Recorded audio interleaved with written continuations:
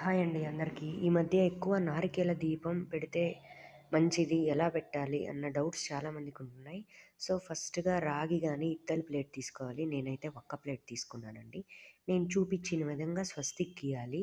So, ఇలానే గీయాలండి. Reverse స్వస్తిక్ కూడా ఉంటుంది. అస్సలు అలా గీయకూడదు. సో, ఎప్పుడూ స్వస్తిక్ గుర్తు పైకి ఉండాలనమాట.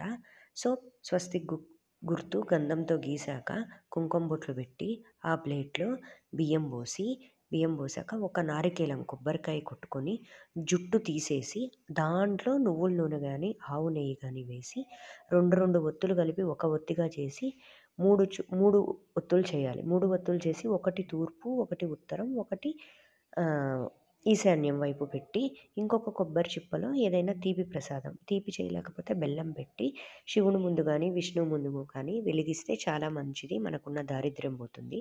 సో, కార్తీక మాసంలో సోమవారం సంధ్యా సమయంలో ఎలిగించడం వల్ల ఇంకా మంచిది.